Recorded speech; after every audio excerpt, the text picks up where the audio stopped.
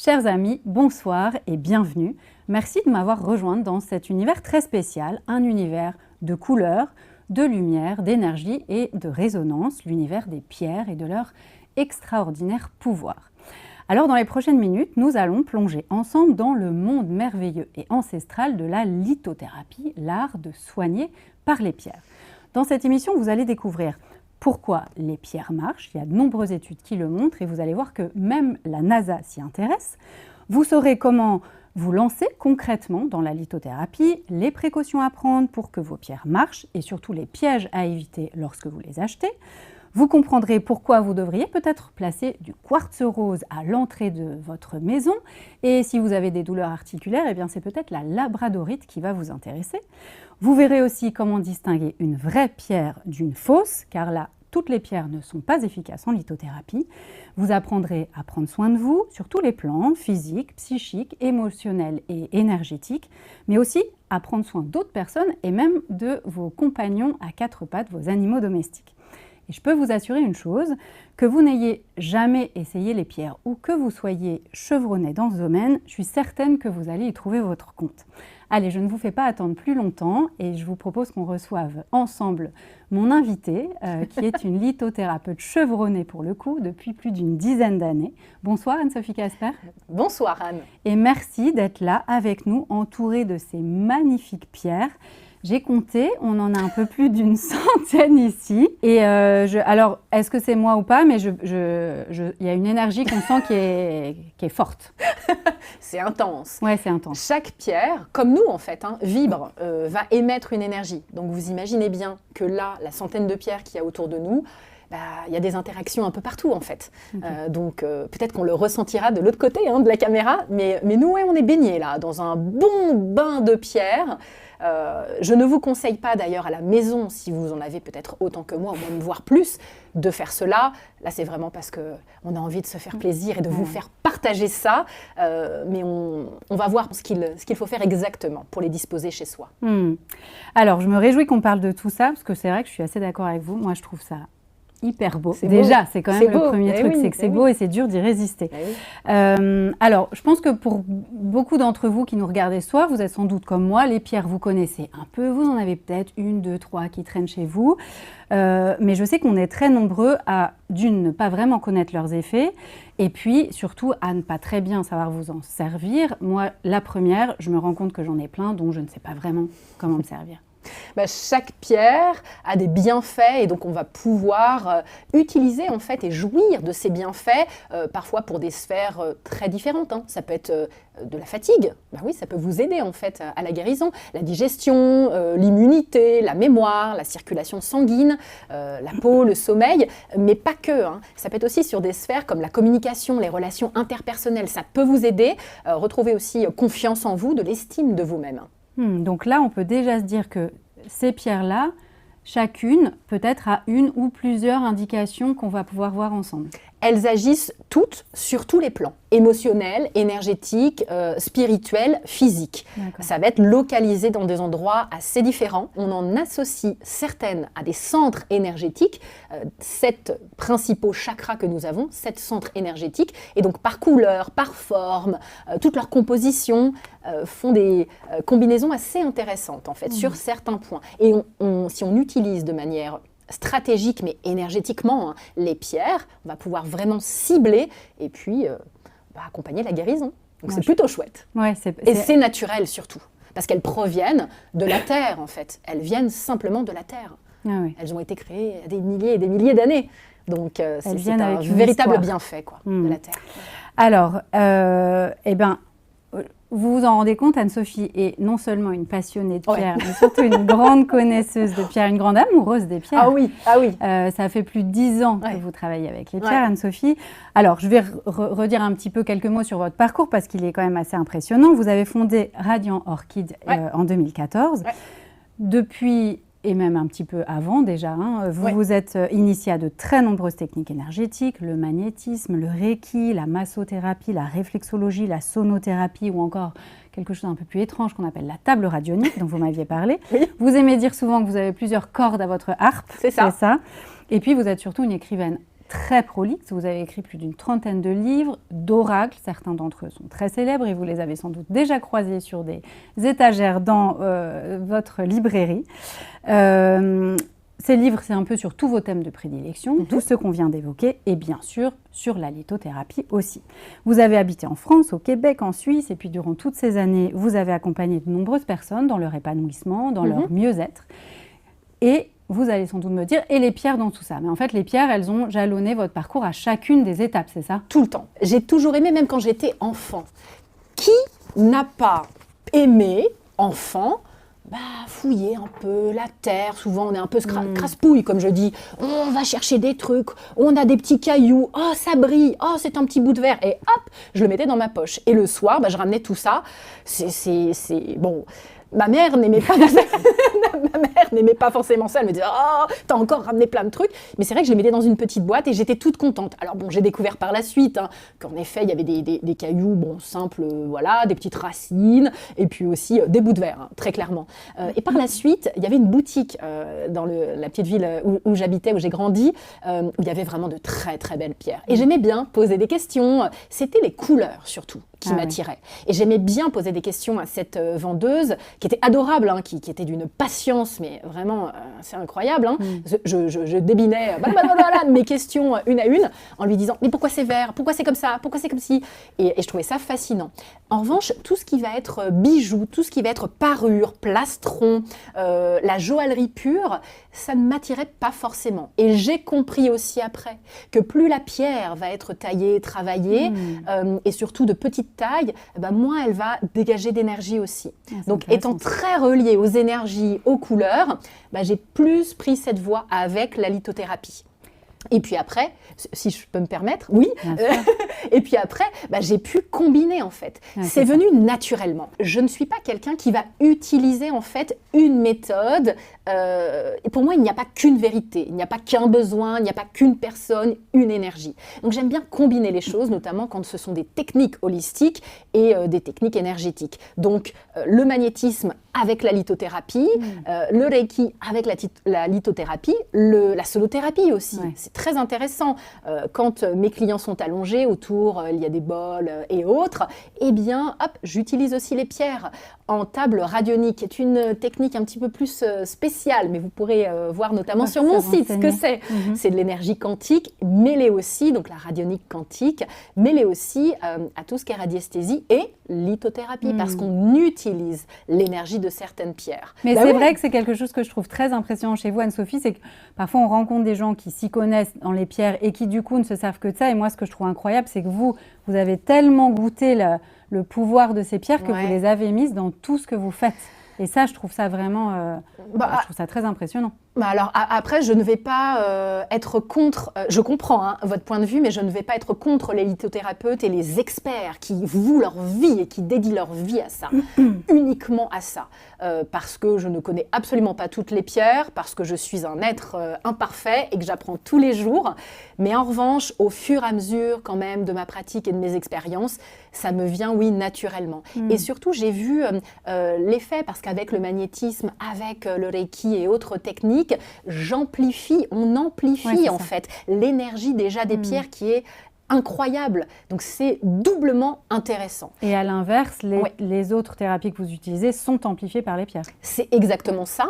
Et ce qui est intéressant avec les pierres, c'est qu'on va ressentir, on va être dans la sensation, dans le ressenti kinesthésique vraiment, dans le corps. Mais il y a aussi une part symbolique qui peut être intéressante dans l'aide à la guérison et dans l'accompagnement pour comprendre « Ah, j'ai telle maladie, ah, ça me fait ça, mais c'est cette zone qui réagit avec telle chose, je l'ai vue en symbolique, donc je complète toujours et je trouve ça assez bien d'avoir quelque chose d'assez complet.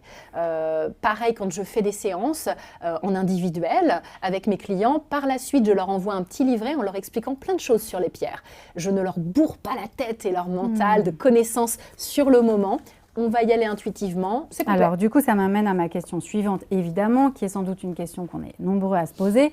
Là, vous nous parlez de leurs effets, donc il y a des vrais effets, c'est avéré, les pierres ont un vrai une vraie action, un vrai pouvoir? Tout ce que je partage, que ce soit avec mes lecteurs, les abonnés, que ce soit avec mes élèves, mes clients, je l'ai toujours testé sur moi et puis sur mes proches et puis plus largement. Donc bien sûr, il y a des effets, ça marche vraiment comme on dit, hein. C'est une technique énergétique et une technique thérapeutique par les cristaux qui permet vraiment d'accompagner en fait la santé sur tous les plans, comme on l'a dit, hein, psychique, émotionnel, énergétique, spirituel.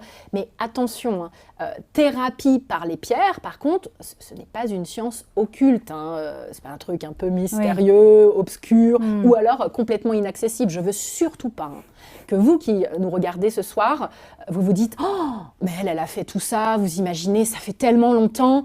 Mais moi, j'y arriverai jamais. Est-ce que tout le monde peut ressentir le pouvoir des pierres ou est-ce qu'il faut, comme pour certaines autres pratiques, avoir un don particulier? Oh, alors, pourquoi je fais oh? Parce que pour moi, il n'y a pas de don. Ou alors, tout le monde est doté.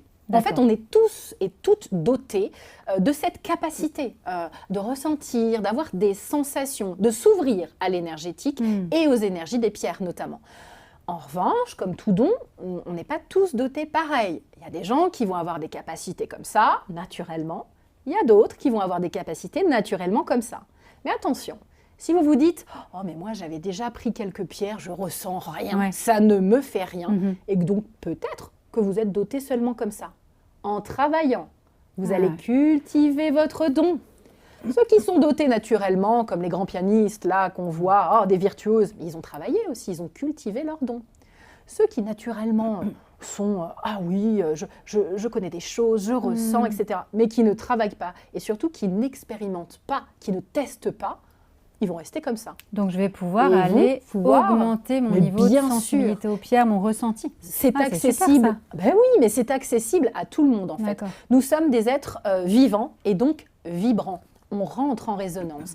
Et tous les êtres vivants, donc ça fonctionne aussi très bien avec les animaux, avec les plantes et avec les lieux. On peut utiliser la lithothérapie pour tous et toutes.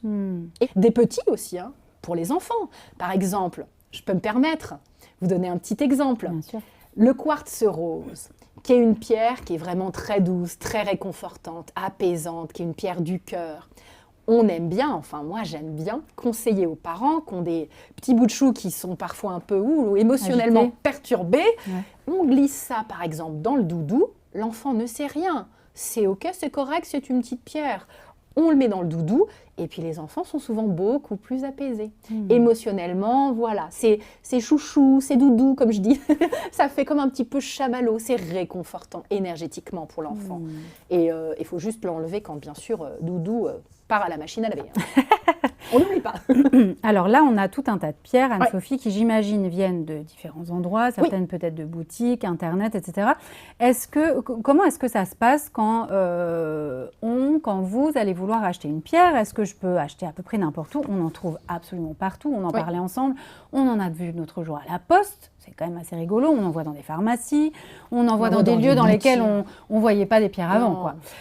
Est-ce que tout se vaut, pardon? Non. Actuellement, il y a vraiment de nombreuses fausses pierres qui sont en vente, alors que ça soit sur Internet, que ça soit même en boutique, dans les magasins, n'importe quel magasin. J'en ai vu aussi, même des fois dans des petites librairies qui ne sont pas forcément spécialisées. Un peu ésotériques. Ouais, voilà, c'est pas forcément spécialisé, donc c'est vraiment important pour moi de distinguer les vraies pierres des fausses pierres. Faut éviter en fait les pierres qui sont vendues à bas prix. Quand vous voyez des prix vraiment trop bas. C'est quoi par exemple? Genre si on voyait un bracelet à 2 € ou là c'est warning quoi. Ah mais méga warning. Oui, complètement. Les pierres aussi. Ça a quand même un. Ça a un prix. Ça a un prix parce qu'il y a tout un travail aussi d'extraction, la source, de la pureté de la pierre. Et puis les pierres aussi qui restent chaudes par exemple quand il fait froid en plein hiver. Ça, vous savez que c'est du plastique. Ah oui. Même si l'apparence est jolie et tout ça, vous savez que c'est du plastique. Donc, il faut éviter. Ça, et les couleurs aussi, quand elles sont trop criardes, trop vives, trop étincelantes, trop parfaites en fait. Non, ça, on évite aussi. Non, ça, on évite parce que ça a été modifié clairement. Il y a en gros, à peu près, pour vous aider, 4 types de fausses pierres.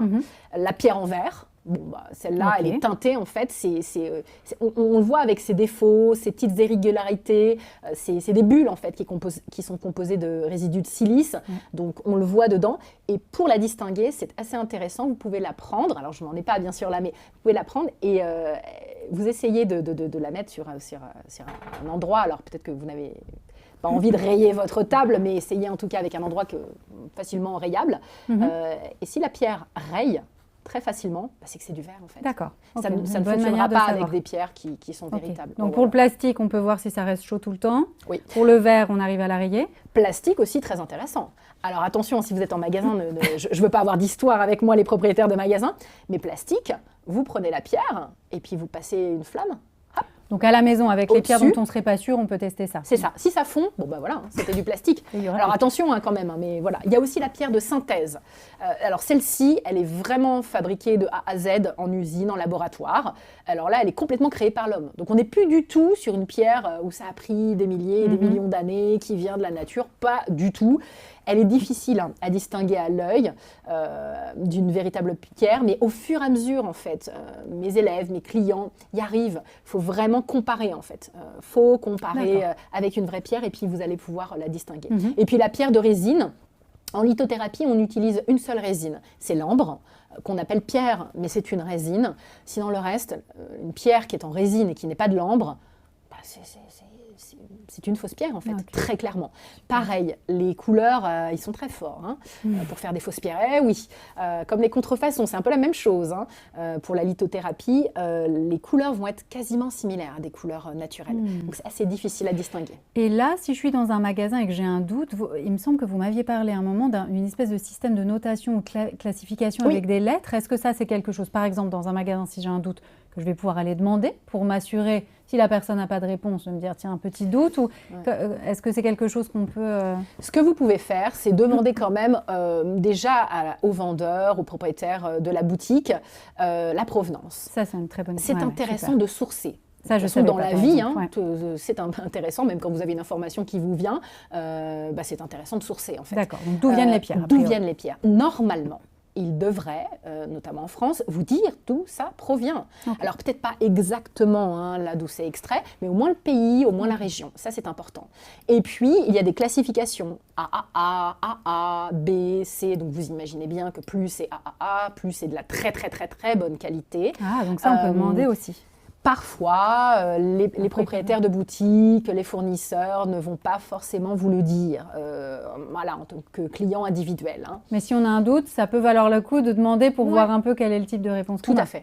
Oui, c'est ça. Si vous voyez que la personne botte en touche ou qu'elle vous dit non, mais c'est vrai, forcément, bon, voilà, qu'il y a un malaise, essayez de challenger un petit peu. Ou sinon, parlez-leur. Mais connaissez-vous les pierres qui sont fausses? Vous savez qu'une pierre en plastique, si on passe une flamme, comme ça, vous pourrez dire quelque chose qui va être juste. Et si vous apprenez quelque chose au vendeur, posez-vous la question. Ok, je trouve ça super intéressant parce qu'on ne me l'avait jamais présenté comme ça. Et moi, je suis récemment là dans des magasins, j'ai vu des trucs avec des appellations un peu bizarres. Des quartz arc-en-ciel, des trucs quantiques, des...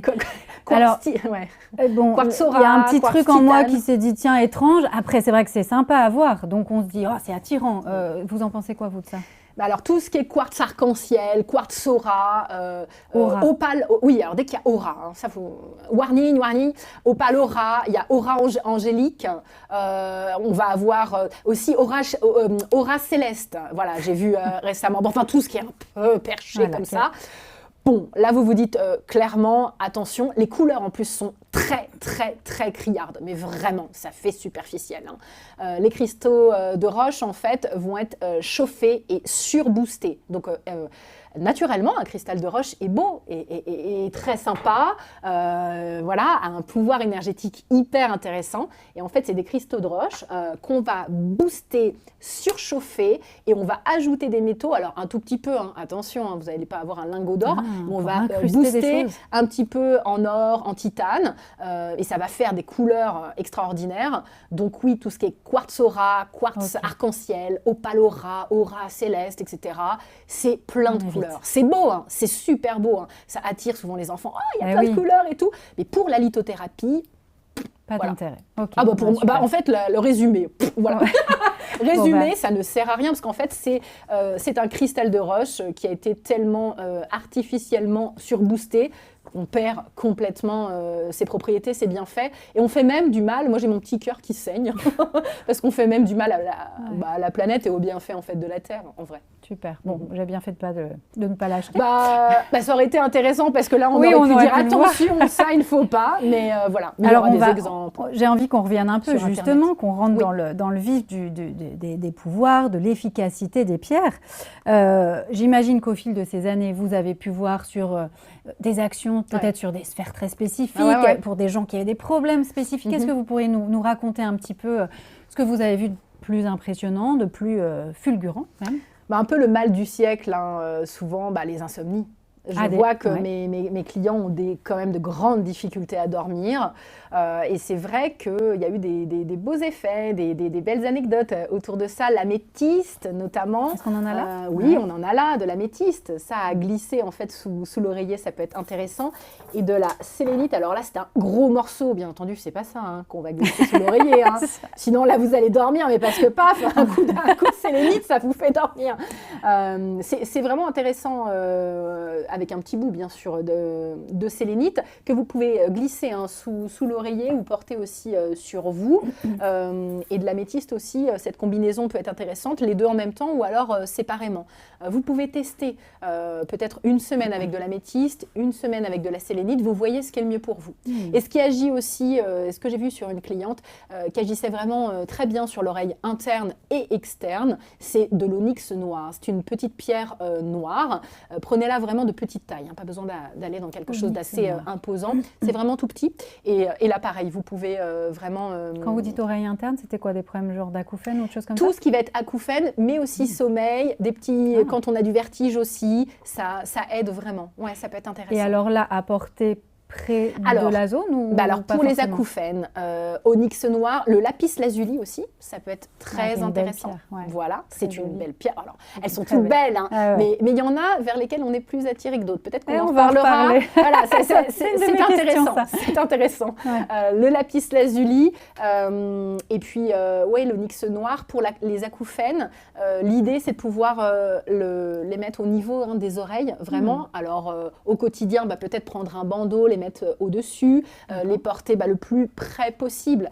À savoir qu'une petite pierre va rayonner à quelques centimètres. Donc voilà, il faut quand même que ça soit proche. Ça peut être intéressant. En boucle d'oreille, pourquoi pas? Alors, il faudrait que ça soit un peu plus gros. Là, c'est de la pierre de lune que j'ai. C'est bien que ça soit en contact aussi, vraiment avec l'endroit. Et quand vous êtes allongé, mettez-le à la tête. Mettez-les à la tête. Aussi, ce qui revient pas mal, et où j'ai vu quand même des effets et vraiment des résultats assez intéressants, c'était tout ce qui était problème de peau.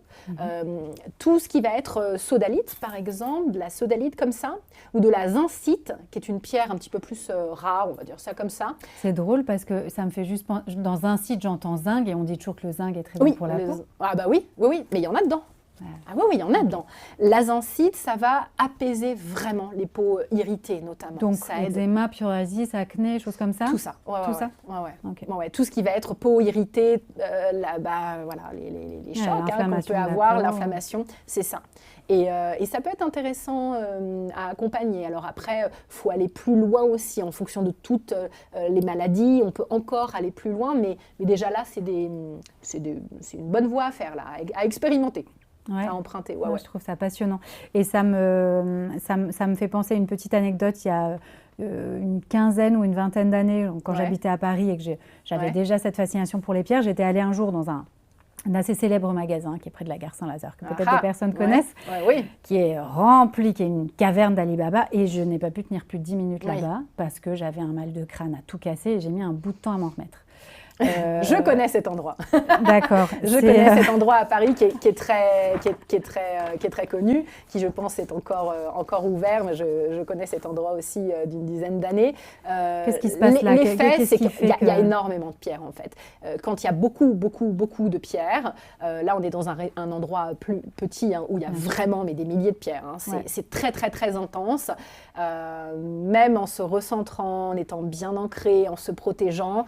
on est en interaction directe avec les pierres et puis on reçoit en fait fortement leurs énergies et puis ça se brouille parce qu'il y en a tellement autour de nous. Quand on est assez sensible, comme vous sans doute, comme ceux qui nous regardent aussi et nous écoutent ce soir, on peut avoir des réactions comme ça peut aller à de la nausée, des petits vertiges. L'idée, c'est de pouvoir aussi bien choisir où aller, ou alors avoir vraiment en tête, ok, c'est cette pierre, je sais qu'il y a plein de pierres dans cette boutique, je vais prendre celle-là, je la prends, je m'en vais. Moi, j'ai toujours été assez étonnée des vendeurs, notamment de cette boutique-là ou d'autres, parce qu'eux, ils sont toute la journée, 8 heures par jour. Bon, c'est compliqué quand même. C'est vrai que vous revenez beaucoup sur cette notion de couleur. Alors, c'est vrai que c'est la première chose, évidemment, qu'on voit quand on regarde une pierre. Hein. La couleur, elle véhicule, selon vous, vraiment déjà quelque chose. Juste la couleur. Ah, complètement.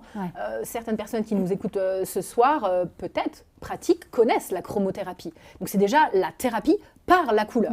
C'est un premier facteur. Quand on regarde une pierre, qu'est-ce qui se passe tout de suite, même sans la prendre dans les mains? On va tout de suite voir sa couleur. Donc, déjà, on bénéficie des bienfaits de la couleur de la pierre ou des couleurs de la pierre. Et en les associant stratégiquement, énergétiquement bien sûr, avec les centres énergétiques que sont les chakras, parce qu'il y a des correspondances bien spéciales dans des zones bien précises du corps, là ça amplifie encore plus leurs bienfaits, donc c'est vraiment chouette, quoi. Je trouve ça fascinant ce que vous nous disiez sur l'impact de juste le simple fait de regarder une couleur, ce que ça peut nous faire.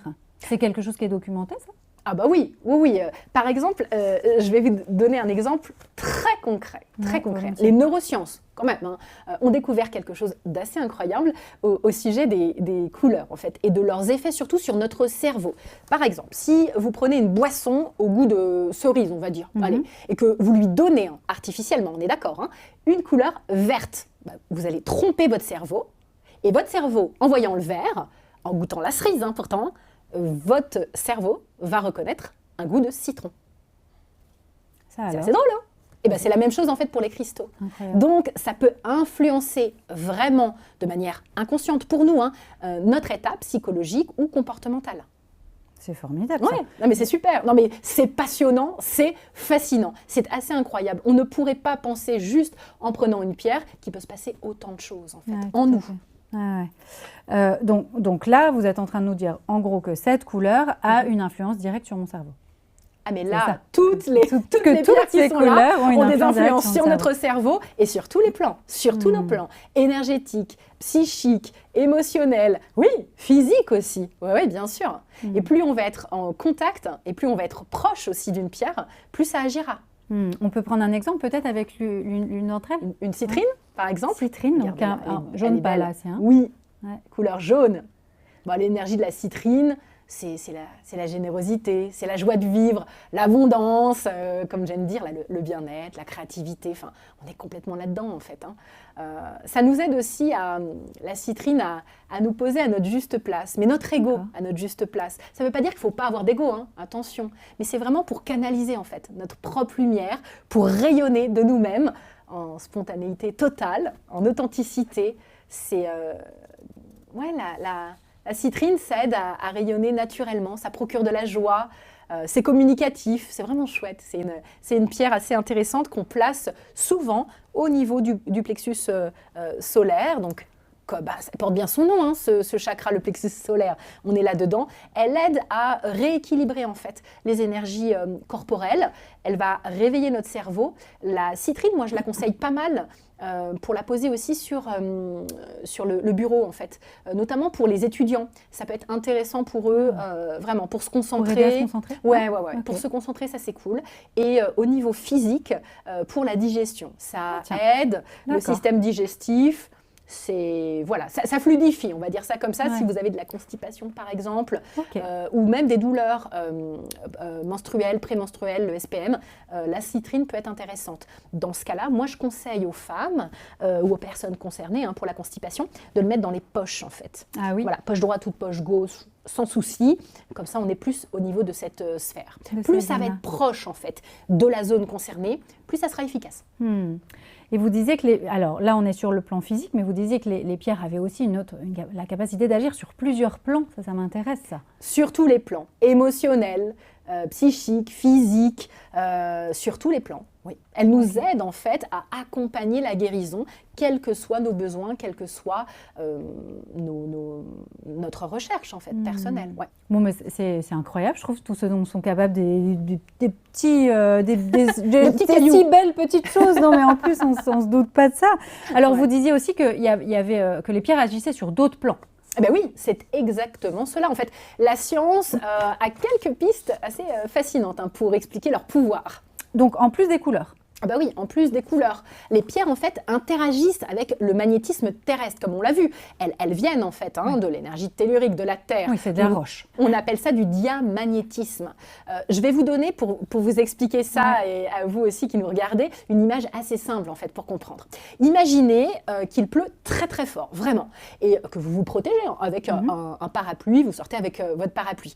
Eh bien, le parapluie dévie. On est d'accord, quand ça pleut sur votre parapluie, ça dévie autour de moi, moi je vais être protégée. Mais la personne, la malheureuse personne qui est à côté de moi, qui se tient à mes côtés, elle va recevoir 2 fois plus de pluie. C'est logique. Et c'est un petit peu ce qui se passe aussi avec une substance diamagnétique qui fait quelque chose de similaire en fait. Le champ magnétique terrestre, hop, elle va le dévier. On est vraiment là-dedans. D'accord. Ça fait un peu penser aux aimants, ce que vous expliquez là. J'étais sûre que vous alliez me dire ça, mais parce que c'est un peu le principe en fait. C'est vraiment un bon exemple en fait, les aimants. La science a montré que les cristaux, eux aussi, étaient diamagnétiques. C'est pour ça que je vous en parle. Ils renvoient l'énergie en fait magnétique de la Terre, l'énergie tellurique, vers nous, et c'est ce qui fait que ça nous protège en fait des rayonnements cosmiques très dangereux. Et puis, c'est pas moi qui le dis, c'est même la NASA. Et mais oui, je vous assure que c'est vrai. Ouais, incroyable. Donc, du coup, là, on a tout un tas de pierres différentes. Est-ce qu'on va pouvoir dire que chacune agit différemment sur le champ magnétique ou rayonne d'une manière différente ? C'est exactement ça. Vous avez tout compris. Mais oui, chaque pierre, en fait, a une structure cristalline qui est différente. Un système cristallin différent. Donc, selon sa structure, elle va émettre des vibrations, elle va rayonner de manière différente. Je trouve ça fascinant parce que je ne savais pas du tout qu'il y avait... on est tous un peu fascinés par les pierres. Et puis, il y a une part de nous qui se dit, bon, je ne sais pas si c'est très rationnel, mais ce n'est pas grave. Et je trouve ça assez fascinant de voir qu'il y a de la science dure et solide derrière. On ne soupçonne pas du tout ça, je trouve. Mais il y a eu des études, on s'est vraiment intéressé à cela parce qu'on voit des réactions et on voit des changements, en fait. Donc forcément, il y a eu des études autour de ça. Alors maintenant, du coup, si j'ai envie de me lancer dans la lithothérapie, donc l'usage des pierres pour le bien-être et la santé, j'ai envie de me lancer là tout de suite. À quoi est-ce que je dois être attentive ?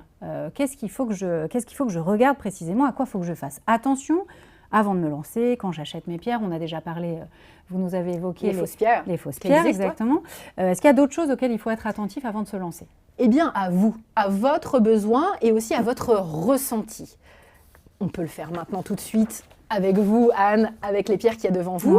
Est-ce qu'il y a des pierres vers lesquelles vous êtes naturellement attirée, ne serait-ce que par la couleur? On va rester sur le premier facteur qui est vraiment accessible quasiment à tous, la couleur. La couleur, et puis peut-être d'autres où vous allez me dire « Oh non, ça m'attire pas trop, j'ai pas trop envie ». On a tous et toutes des couleurs qui vont être un petit peu plus favorites, et puis d'autres qu'on aime un peu moins. C'est logique, on vit dans un monde coloré, naturellement. Alors, vous voulez que je vous dise là, en direct? Allez-y, si vous voulez bien nous partager ça. C'est assez facile, Anne-Sophie. Moi, la rose, j'aime bien. Les bleus, là, j'adore. Ça, c'est une labradorite, il me semble. Alors ça, je trouve tout à fait. On peut la montrer. Elle est juste magnifique avec ses beaux reflets. Je ne sais pas si on voit bien ça. Elle, je l'aime bien parce que c'est un peu comme l'océan. Quand on regarde la surface et tout sombre, puis on bouge et c'est incroyable dedans. Et il me semble que vous m'aviez dit notamment que vous aimez bien être avec les autres, ouvert aux autres, communiquer, partager. Et puis peut-être que vous avez des petits soucis, vous m'avez dit aussi au niveau physique. Eh ben, celle-ci, elle pourrait être intéressante. C'est vrai? Oui, on en reparlera. On en reparlera. Donc, allez, les bleus là, que je trouve magnifiques, les roses. Et là, ce qui me va le moins, je vous cacherai pas que le violet, c'est pas trop mon... Et puis alors, tout ce qui est un peu rouge foncé, brun, c'est moins facile. Les verts foncés aussi. Ah, les pierres noires, non. Les pierres noires, non, pas les pierres noires. Et bien alors, écoutez, pour la labradorite, ça va être spécifique, notamment pour des petits dysfonctionnements peut-être physiques. Les pierres vers lesquelles on est naturellement attiré, c'est notre zone de confort. Je fais toujours un petit peu le parallèle avec les gens.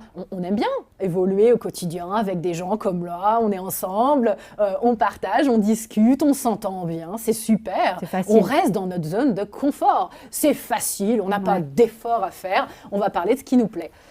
Est-ce que si on faisait la même chose avec un sujet pas passionnant du tout, avec pour des gens pas forcément passionnants et avec des gens avec qui on s'entend pas bien, on n'aimerait pas. Non, on va tout de suite plus dans le plaisir et dans les choses qui nous conviennent, qui nous laissent dans cette zone confortable. Vous êtes en train de me dire que ce sont les couleurs que vous m'avez données. Et le Anne-Sophie, surtout pas du noir, du marron, du rouge. Voyons, on va pas de ça chez moi. Il y a un peu ça. Eh ben, j'ai envie de vous dire, ces pierres-là vont résonner. Peut-être avec vos besoins profonds, avec des sorties de zones de confort, des choses que peut-être vous allez pouvoir explorer grâce à ces pierres qui vont agir et vous sortir de votre zone de confort. On va dire qu'elles vont vous faire travailler un peu plus. Elles vont vous faire carrément travailler, oui. La plupart du temps, ça ne sert à rien. Et mea culpa, moi je l'ai fait tellement de fois, en conscience en plus, en achetant des pierres qui me plaisaient parfaitement. Donc j'ai plein de jade du Canada, j'ai plein de quartz rose, j'ai plein de lapis lazuli, plein d'améthystes. Mais en fait, comme vous au début, notamment de la pratique de la lithothérapie, je n'aimais pas les couleurs marron, noir. Eh bien, voilà, c'est plutôt vers celle-ci. Ça va être de l'ancrage, de la stabilité. On parle de ces couleurs-là. Voilà, les pierres plus marron, noir, rouge, de la confiance en soi, de la force, une énergie plutôt masculine, yang, de la stabilité, de l'ancrage. Les pierres qui vont être plus dans le rose, dans le vert, c'est des pierres du chakra du cœur. Donc on est plus sur voilà, vraiment l'amour inconditionnel, le partage, la générosité. Et tout ce qui va être bleu et tout ce qui va être un petit peu violet, mauve, on est sur des chakras supérieurs, donc sur des énergies un petit peu plus spirituelles, voilà, sur de la connaissance aussi, dans tout cela. Bon, je vais méditer et je pense que vous aussi, si vous avez fait le même exercice que moi, ça me fait beaucoup réfléchir, Ça chamboule. En fait, on ne parle là que d'un facteur. Hein. C'est-à-dire juste, on n'a même pas touché une pierre, on a regardé, c'est la couleur. Il y a plein d'autres facteurs. Il y a plein d'autres formes, il y a plein d'autres critères. Et puis après, on peut utiliser en conscience et travailler à son rythme, bien sûr. Super. Alors du coup, là, si, mettons qu'en sortant de cette interview qu'on fait, j'ai quand même très envie d'aller m'acheter une pierre. Une pierre noire, marron ou rouge alors, hein? Ou une pierre rose, Anne-Sophie. Enfin bon, j'en achète une. J'ai envie de commencer à travailler avec elle. Je l'achète. Je m'assure de la qualité, comme on a évoqué ça tout à l'heure. Est-ce que je peux tout de suite m'en servir? Non. Alors non, pas tout de suite. L'idée vraiment, c'est de comprendre en fait que les pierres sont un petit peu comme des éponges. On va dire que les pierres vont capter toutes les énergies. Donc vous imaginez bien que quand on capte plein d'énergie, il y a des énergies qui vont être positives, il y a des énergies qui vont être plutôt négatives. Elles vont être en relation avec vous, les pierres, quand vous allez travailler avec elles. Donc l'idée, c'est de les cleaner, de les nettoyer, clairement. Alors pas de les nettoyer au savon, on est bien d'accord, on les nettoie énergétiquement. Ça va être intéressant qu'elles soient vraiment neutres et puis après on va pouvoir les recharger en énergie positive avec aussi nos meilleures intentions. Alors c'est vrai que moi à chaque fois que j'ai pu acheter des pierres, généralement les vendeurs me disaient alors pour celle-ci vous allez la nettoyer comme ci, comme ça et je ne vous cacherai pas que je dois avoir une liste de 10 formes différentes de nettoyage, donc je ne le fais pas parce que je trouve ça beaucoup trop compliqué. C'est quoi votre technique, vous? Alors, je n'ai pas la technique magique du tout. En revanche, il existe à peu près 8 méthodes, on va dire ça comme ça. Il y a des personnes, par exemple, qui vont utiliser un bol chantant comme ça, qui vont mettre un mouchoir et des pierres dedans. Hop, on va pouvoir faire sonner le bol. On va pouvoir utiliser aussi du palo santo, de la sauge blanche. Enfin, il y a plein de techniques, de la fumigation. Il y a plein de techniques différentes, mais selon les pierres ou même de l'eau. Mais selon les pierres, en fait, elles ne vont pas réagir pareil. Il y a des pierres qui ne supportent pas l'eau. La fumigation, ça va être une purification qui va être trop légère pour moi. La plus efficace pour moi, vraiment, c'est avec du gros sel. Ah bah c'est étonnant ça. On a tous ça chez nous dans nos cuisines. Donc en gros pour moi, il faut un gros récipient. Là vous prenez un bon gros saladier, là, on va dire ça comme ça. Vous allez mettre du gros sel et vous allez prendre un plus petit saladier, cette fois-ci vraiment en verre. Hein. C'est important qu'il soit en verre.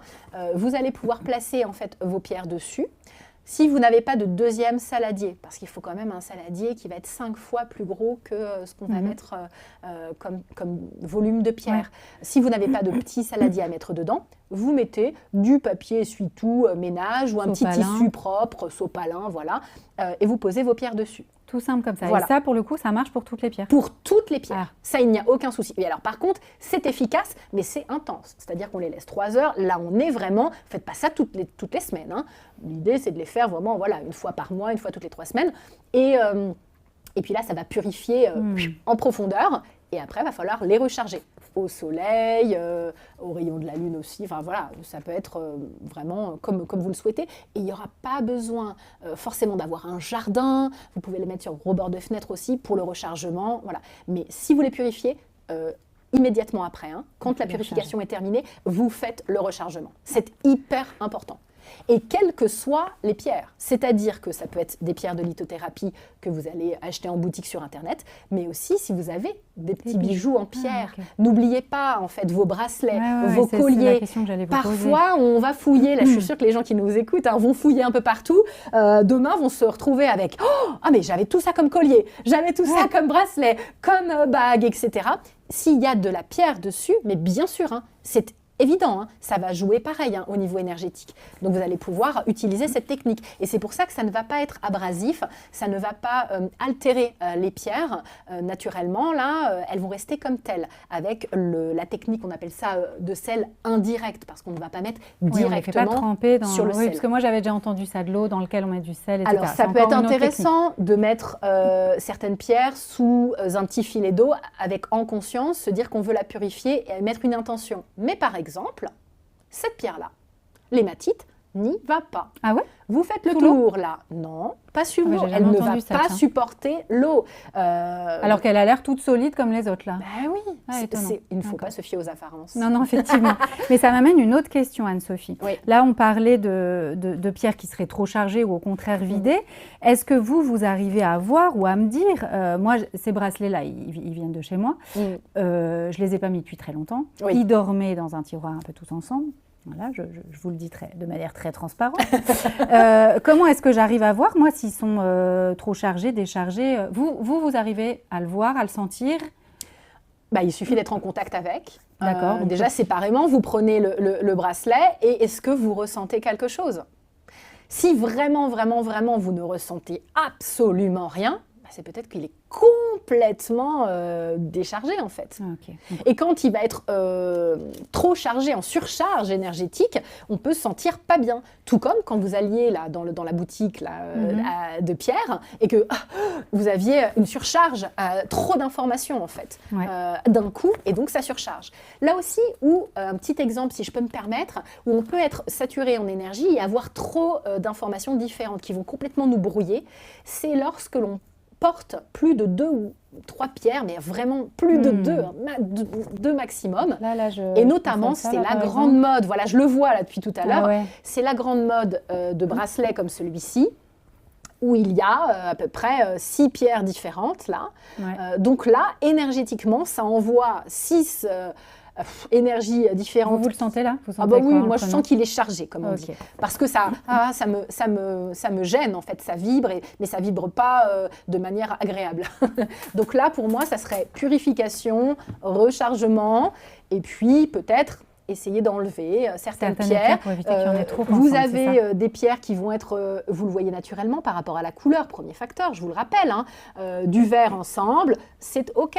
Mais on a des pierres qui vont être blanches et qui vont être noires ensemble. Les pierres blanches vont être associées plus au niveau coronal, donc vraiment tout ce qui va être énergie céleste, énergie spirituelle, chakra couronne. Et le noir plus au niveau racine. Donc vous imaginez, on est dans des énergies. C'est ça. Par exemple, vous avez votre bracelet en hématite. Le gris là. Oui, celui-là. C'est intéressant de le porter parce qu'au niveau du poignet, on a le pouls. Donc ça va aller plus facilement dans votre corps. Mais il est vrai que je favoriserais de le mettre plutôt dans vos poches pour que ça soit au niveau du chakra racine le plus proche. Oui. Est-ce que ça veut dire que du coup les bracelets c'est toujours non ou ça peut être intéressant? Alors ça peut être complètement intéressant, c'est très efficace. Hein. Ça peut D'accord. être efficace, bien ciblé, énergétiquement, ça rayonne de quelques centimètres. Donc quand ça passe aussi au niveau du pouls, ça va circuler dans tout votre corps. Donc ça, c'est D'accord. hyper intéressant. C'est juste que celle-ci spécifiquement, pas forcément une bonne idée de la mettre au poignet. C'est Comme ça. elle est associée au niveau du chakra racine, Plutôt dans donc la poche qui du est pantalon. plus ici, Ouais. bah, je le mettrais plus dans la poche du pantalon. Et petite chose aussi intéressante pour les bracelets, avec les couleurs, en fait, les pierres qui sont de couleur verte, rose, qui sont associées au cœur, bah, je vous conseille plus par exemple. de les porter à gauche, donc les mettre plus à gauche, parce qu'on va être Du côté plus du cœur. relié au cœur. Voilà. D'accord. Mais Ok. si vous ne le sentez pas forcément et que vous avez envie de mettre votre bracelet vert ou rose à droite, faites-le. Mais de préférence, comme ça on est plus proche du cœur. Est-ce que c'est vraiment important, du coup, Anne-Sophie, toutes ces pierres-là dont on parle, de forcément les porter sur soi, que ce soit les bijoux qu'on a évoqués ou celles qu'on peut glisser dans la poche? Comme je vous disais, plus la pierre est proche en fait de l'endroit qui correspond en fait à votre Ouais. besoin pour D'accord. l'aide à la guérison, plus il y aura d'effets. Donc si on est plus au niveau du système digestif, bah, je vous conseille de les mettre dans les poches. Au niveau du pouls, un bracelet porté au niveau du pouls, et bah, l'énergie va circuler dans tout votre corps. Donc D'accord. plus c'est proche, une pierre va rayonner en fait de quelques Mhm. centimètres. Donc, Ah, vous mentionniez tout à l'heure là, ma petite hanche qui grince, j'aime bien dire ça, j'ai une petite hanche gauche qui grince. Vous pourriez me donner là un petit conseil, un petit exemple de ce que je pourrais faire à ce niveau-là? pour les articulations douloureuses, Ouais. parce qu'on est vraiment, pas que pour la hanche, hein, mais pour la hanche ça peut être intéressant, pour les articulations douloureuses. Donc on parlait de la labradorite, elle peut être intéressante pour votre hanche, mais aussi l'apatite, l'apatite, tout à fait, la malachite aussi, Malachite. cette pierre verte, Ouais. et une autre pierre verte, la calcite verte, vous les mettez dans les poches. Ça D'accord. peut être intéressant. Une par une, bien entendu. Vous Oui, testez l'idée, je préfère vous le Ouais, dire, je ne vais hein. pas mettre les 4 d'un coup, C'est ça, parce que parfois, Ok. quand on a tellement mal, on se dit j'en prends 4 d'un coup. Je Rappelez-vous maximise les toujours, effets.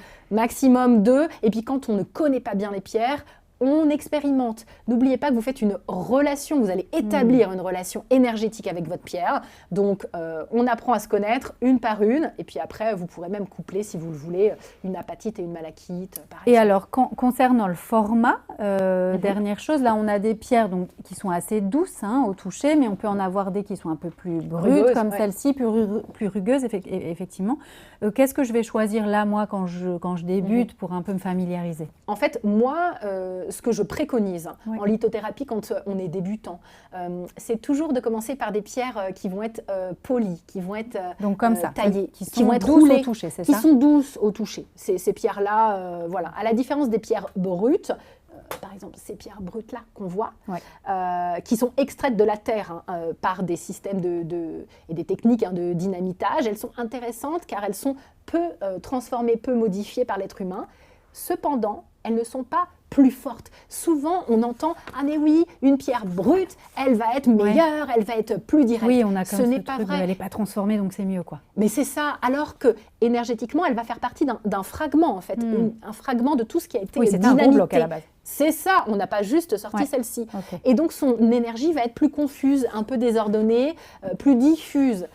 Donc moi, je vous conseille vraiment d'avoir plutôt une pierre qui va être polie, qui va être roulée. On est sur 2 quartz roses là par exemple. Voilà, cette énergie-là va être un petit peu plus diffuse. D'accord. Prenez Donc, on celle-ci peut si aller, vous débutez en là-dessus. lithothérapie. D'accord. Ouais. Donc le glisser dans la poche, Oui. on peut le mettre sous l'oreiller, vous mentionnez, dans un doudou, ça sera Ouais. plus facile avec ce support-là. Et on peut même faire des os de pierre. Alors après, c'est toute une affaire hein, et des techniques bien précises, mais c'est intéressant aussi de bénéficier de l'énergie des pierres, des bienfaits des pierres, Bon. couplés avec l'eau, et c'est rentré dans les molécules, et après on peut boire aussi au quotidien. Génial. Et puis, alors là, on est sur des petits formats de pierre, donc vous nous disiez qu'elle rayonne de quelques centimètres. Est-ce que du coup, si j'ai une très très très grosse pierre, je me dis qu'elle va pouvoir peut-être marcher sur ma maison ou sur une pièce? Est-ce que je vais pouvoir me servir de la lithothérapie aussi sur des espaces? Dans les pièces, notamment en maison, en appartement, au bureau aussi, hein, Ouais. on va pouvoir utiliser des pièces imposantes, des pièces minérales.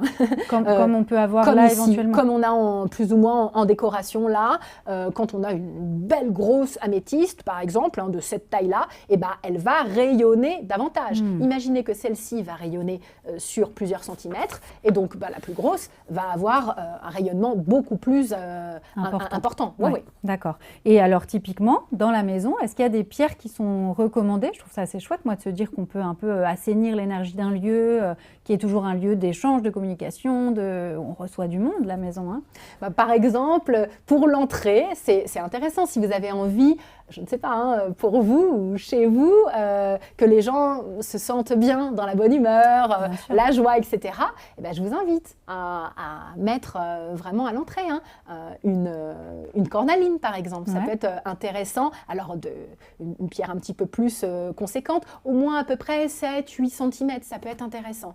Et puis, pour une atmosphère qui est un petit peu plus douce, réconfortante, moi, j'aime bien mettre du quartz rose, comme celui-là, à l'entrée, en fait. C'est ce que vous avez chez vous? Oui, c'est ça. Chez moi, j'ai ça. À l'entrée, je trouve ça plutôt chouette, parce que ça met, tout de suite, ça pose. Sas de douceur. Et voilà, comme ça, les gens qui nous visitent, les clients sont un petit peu plus déjà posés et dans une énergie apaisante. Et il y a certains lithothérapeutes pour protéger les maisons qui conseillent notamment à l'entrée. Alors moi je trouve ça un peu fort, mais à l'entrée, pourquoi pas de l'œil de tigre aussi, de la tourmaline noire, de l'obsidienne noire aussi. Elles sont connues ces pierres-là, donc c'est des pierres noires ou alors des pierres un peu tigrées, pour l'œil de tigre. Elles sont connues pour être des boucliers énergétiques, elles vont repousser vraiment les énergies négatives. Après, il n'y a pas de crainte à avoir. Moi je ne suis pas pour la surprotection. Sinon, c'est trop abusif. Si vous vivez une vie très bien, que tout se passe très bien dans votre appartement, votre maison, dans votre foyer, pas besoin de surprotéger votre univers personnel. Et puis, vous prenez de la cornaline ou du quartz rose. Si en revanche, vous ne vous sentez pas forcément bien et que vous avez vraiment besoin de protection, vous pouvez utiliser ça dès l'entrée, ça peut être intéressant. Ce qui est essentiel en lithothérapie, c'est d'être en contact avec ses ressentis, avec ses besoins personnels. Il faut faire un retour à soi, en fait, pour savoir réellement ce dont on a besoin. Ok. Alors, dernière question que j'avais envie de vous poser, Anne-Sophie, s'il y avait quelques pierres qui seraient un peu les pierres de base pour débuter la lithothérapie que vous pourriez nous donner, ce serait quoi? Ces pierres-là, les pierres qu'il y a devant moi, vraiment, ces pierres-là pour moi, c'est le kit de base. C'est ce que je conseille à mes clients, c'est ce que je conseille à mes élèves, aux personnes qui me consultent. 7 pierres, pourquoi 7 ? Pour les 7 centres énergétiques, les 7 chakras principaux que nous avons sur le corps. L'hématite pour le chakra racine, la cornaline pour le chakra sacré, la citrine pour le chakra du plexus solaire, là dont on parlait, le quartz rose pour le chakra du cœur, le lapis lazuli pour le chakra de la gorge, la sodalite pour le chakra du 3e œil qui est entre nos sourcils, et puis on a l'améthyste qui est le chakra coronal. Donc on a vraiment tout le corps quasiment énergétiquement, et c'est assez complet. Ce sont des pierres qui vont agir vraiment sur toutes les sphères, personnelles, professionnelles, sur tous les domaines, et puis que ça soit au niveau psychique, énergétique, physique, et qui sont assez simples et abordables. Leurs énergies sont plutôt intéressantes quand on débute la lithothérapie. Alors c'est assez drôle, parce que je ne sais pas si nos auditeurs le voient, mais on a ici un panneau des chakras tel qu'on le voit toujours représenté traditionnellement, et on retrouve exactement les couleurs. C'est couleurs, exactement ça. Correspondance toujours avec les couleurs et au niveau énergie. C'est une combinaison qui match, qui marche. Super. Un immense merci, Anne-Sophie. Avec plaisir. On va s'arrêter là. On a fait le tour de beaucoup de questions. Merci d'avoir répondu si précisément à des choses très concrètes. Comment je débute, comment je nettoie mes pierres, comment je ne me fais pas avoir quand j'en achète. C'est normal, c'est important de ne pas se faire avoir, surtout avec les fausses pierres. Merci aussi de nous avoir abreuvé de choses un peu plus scientifiques sur qu'est-ce qu'il y a dans ces pierres, qu'est-ce qui fait que ça marche. Et puis merci pour votre lumière et votre énergie. Merci, ça donne. Moi, j'ai clairement envie d'aller m'en acheter 40 là. Mais ça donne envie. Et puis surtout de partager, de tester, d'essayer, de se questionner soi-même, de questionner les autres. C'est le but de la lithothérapie aussi. Et d'entamer un travail, un chemin avec ces magnifiques pierres quand même. Merci beaucoup, Anne-Sophie. Merci à vous de nous avoir suivis.